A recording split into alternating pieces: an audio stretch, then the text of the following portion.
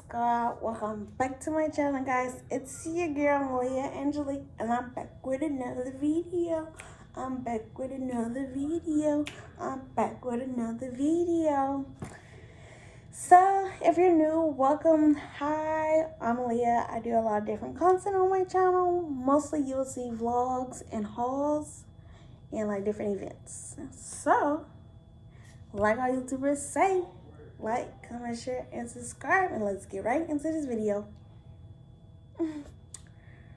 Alrighty, so hi guys, it's Malia. Current time, I am almost 2 months postpartum. I will be 2 months postpartum September 15th. I had my baby boy July 15th at 1:07 a.m. Friday. It was a Friday. So this is going to be my birth story of my little baby boy. So if you haven't watched my previous video about my last pregnancy update, you need to go watch that. So then you can be caught on up to now, which is my birth story. Okay, so like I said, I had my baby boy Friday, July 15th at 1:07 a.m. He weighed 7 pounds, 1 ounce, and he was 21.5 inches. His name is Isiah. He's a junior, so he get his name from his father. So yes, my baby boy is a junior. So he gets his full name from his dad. When I tell you this pregnancy was crazy, like when you get to the end like of your pregnancy, it's just like it's taking way too long. Like, why don't I have the baby out right now? Like it gets like in the beginning it's like, oh, okay, you know, you get excited and you start getting your little bump, and then you have your bump for a while, and it's like, okay, when is baby gonna come out? Like, I'm tired of holding this baby in. Like, I'm tired of being pregnant, and then it's like you have the baby and then you miss being pregnant. Because it's like, whoa, I just carried a whole human and now I have a whole baby. Oh my gosh. Yes. But yeah, so previously I'll bring up what happened on my old video, in the previous video. Monday I went to an appointment. It was July 11th. I went to my appointment, and my midwife, it felt like she had did a membrane sweep, but didn't tell me. I don't know. She's supposed to just check my cervix, and I told her I wasn't contracting any. But like after that, I started contracting that day, but my contractions stopped. My mucus plug came out July 12th. It was a Tuesday, and then I went back to work July 13th on a Wednesday. My water had broke at 12. So that's where we finna start. So I am at work. It's Wednesday, July 13th, and it's at 12 p.m. noonish. My water had broke. I was chilling, like at work, just sitting down, and then I just felt something wet, and I'm like, don't tell me my water just broke. Like, what? My water just broke? Like, don't tell me. So I get up and I see the stool, because I was sitting on the stool and it was wet. And so, okay, so, yeah. So,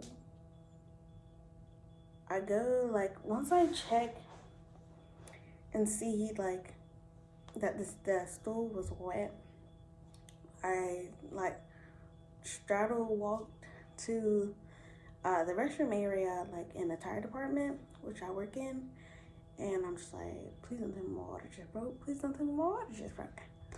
And I go in the bathroom and I look in the mirror and my pants are soaking wet, and I'm just like, my water broke.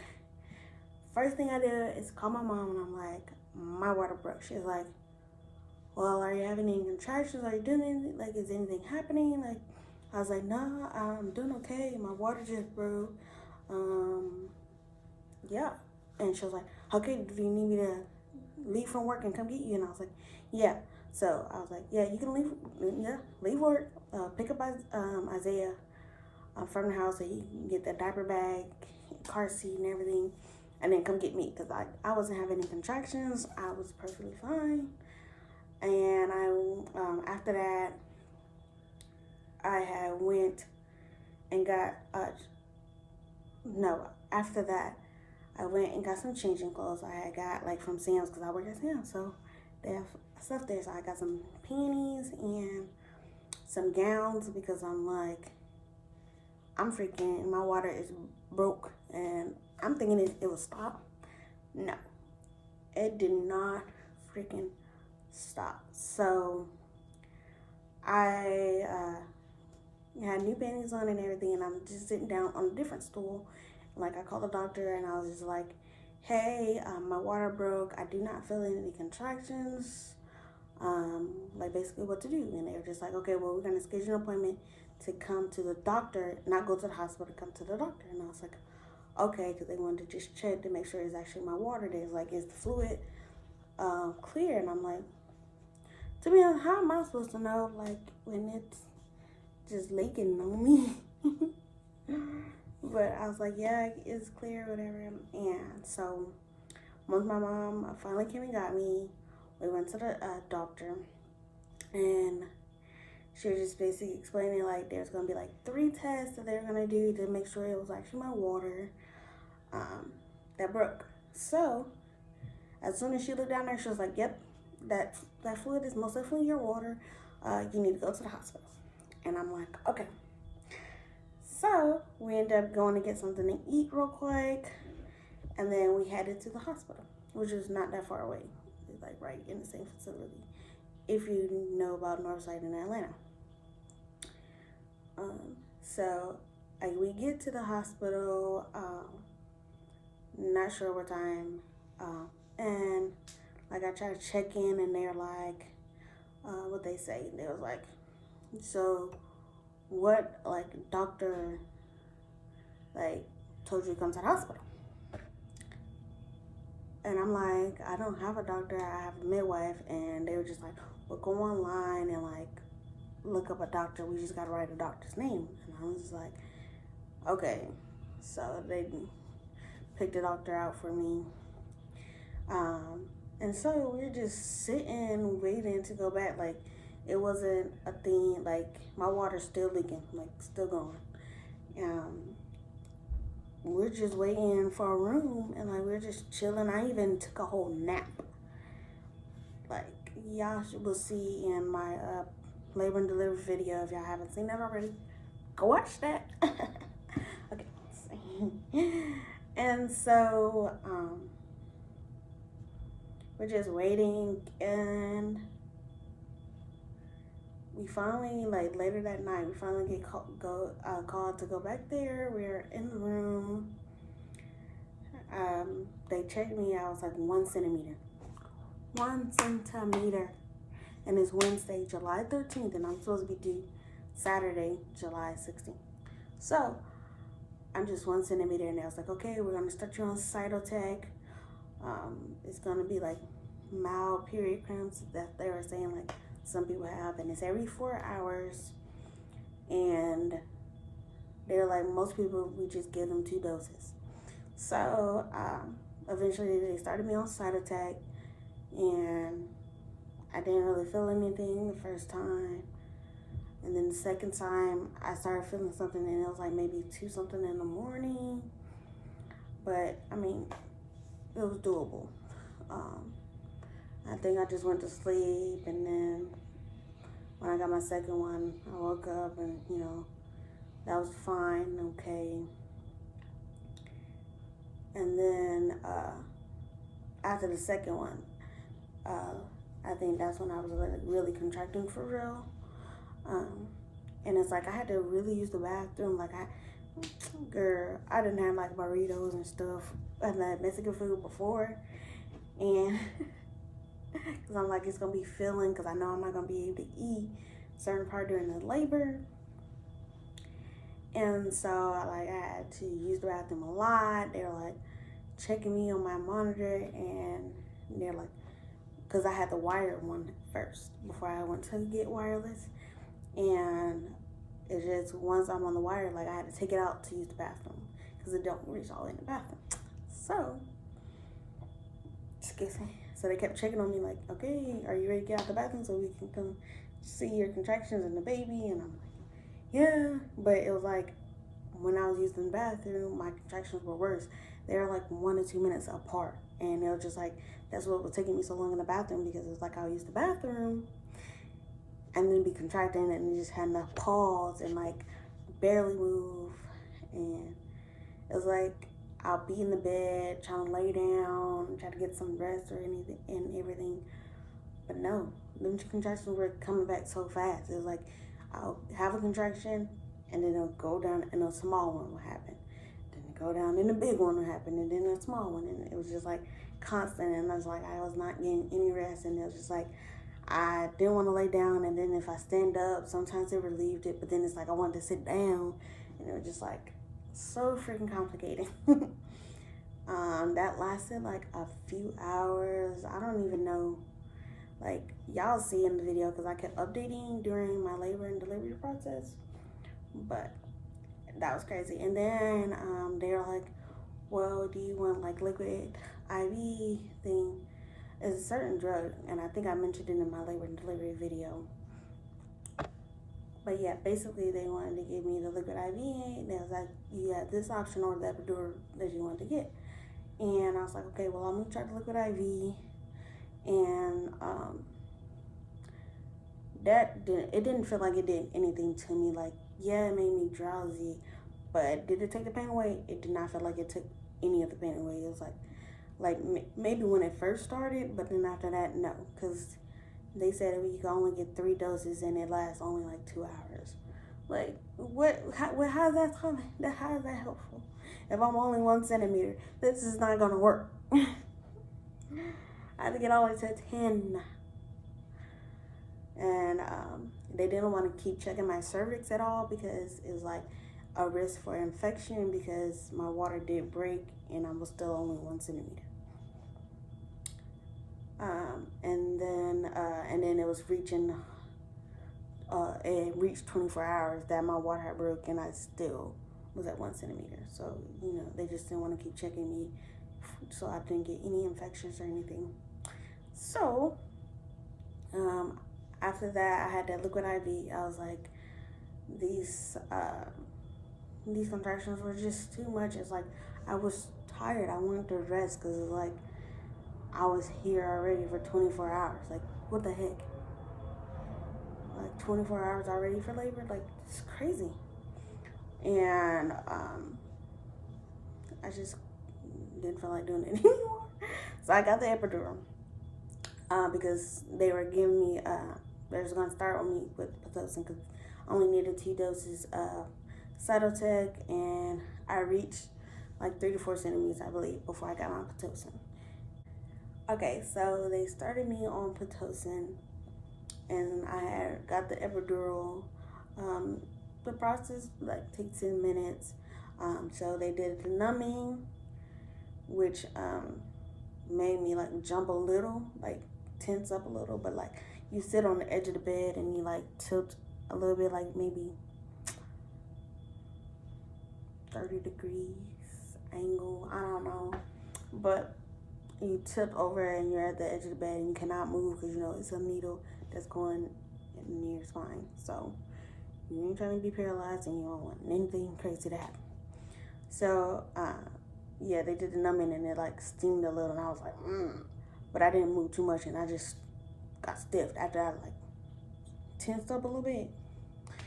And they put the epidural in, and they had me on a peanut ball so they can like the epidural can, and they like switch sides so the epidural can be made so I can feel the epidural throughout my lower body and not just one side.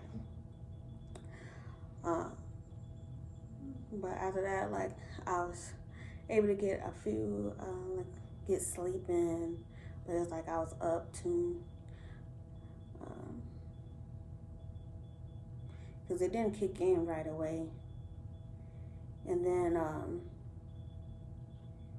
at some point, I remember like the epidural started to go away a little bit, and like I don't know how many hours I was in labor, like at that time, but like to the point where I kept wanting to push, and my mom was so worried because there's no nurses and nothing in there, and it's just like I was contracting, and it made me want to push. So it was just like I was just pushing. My mom was freaking out. And it's like with the epidural, I was like, you don't feel any, but like I said, some was wearing off, like, and I was just going through it, and it was like I wasn't trying to push, but it just was happening, and then we pushed the button for the epidural to come back, and then I would relax again, and later that night, it was just like time to keep, like I finally reached 10 centimeters, and it was time for me to push. So it was time for me to push, and it was just like the midwife saw his head, and like my boyfriend and my mom was there. They're holding my legs because my legs were completely numb, and when I mean numb, and then they felt like marshmallows, like jello or something. Like I did not feel them at all. Like it's crazy. And to know that like I was peeing and didn't even know I was peeing, that's crazy. Like what? But what's it called? So but it was just like I'll push, but like I didn't feel like I was in the best position when I was pushing. I felt like I could have like been up more, and like so I can have core strength to push my baby out, because they wanted me to have my legs, and then whenever I had a contraction, push, like basically do like some crunches or some sit-ups to help get the baby to come out. But it was like it wasn't working out for me. Like I was just so drained because I like didn't really get any sleep. It was just like I'm tired. I just want this to be over with. Like I was pushing for I think almost 2 hours or so. I'm not sure, because it got to the point where my mom was like, "Do y'all think she's gonna need a cesarean section?" And he was just like, "Oh, I do not want that. I don't want to be in labor this long." And then y'all decide to cut me. Shit, y'all should have cut me from the beginning. Like, no, It was like, but I was so tired. Like, and then the epidural wore off again. It had wore off. And like I was trying to get comfortable. I was feeling the contractions, and I tried to push when I was contracting. It was just like they kept saying, "He's right here, he's right here." And I'm like, in my head, I'm like, why he ain't out? Why he's not out? Like, what the heck is happening? And then like I almost got to the verge of crying. I was just like, I cannot do this anymore. I cannot do this anymore. Like I know I didn't shed any tears yet, but it was just like I'm tired. That's why I was like, I'm tired, and I was like, my back hurt. It was just, and so they had to hurry up and go get the anesthesiologist or anesthetist. I don't know. So they can administer my epidural again. So, they got my epidural again, and like when I tell y'all, I felt instant relief, like to the point where I was falling asleep. I knew I was falling asleep, but I didn't care anymore. I didn't care about pushing my baby out anymore. I was so drained from being in labor for so long. I was so freaking tired. Like I'm like tired. Like I told y'all, he was born Friday, July 15th at 1:07 a.m. Like, I was tired, okay? I was tired. So and they just kept saying his head was here, and I'm like, why he ain't out yet? I've been pushing, and his head ain't out yet. Like they'll do like basically 1 through 10, but you gotta do it 3 times, and it was like every time I'm like, my boyfriend was like, every time I did that last push, is like when I try to give him my all, I'll suck him back in, and it's like, oh, like I didn't know. But he said once, like the midwife said that she saw rotation. I did like 2 pushes, and he was out. And I couldn't hold him on my chest when he had got out. We couldn't do skin to skin because I got a little fever from from my water being broke for over 24 hours, and everything. So I had got a little fever. I didn't feel anything or whatever. But yeah, I gave birth to my baby boy, and then we're gonna get into postpartum after giving birth. It's like your birth story and then after birth story. So I hope you guys enjoyed. Like I usually say, like, comment, share, and subscribe. And y'all see me in my after birth video. Peace.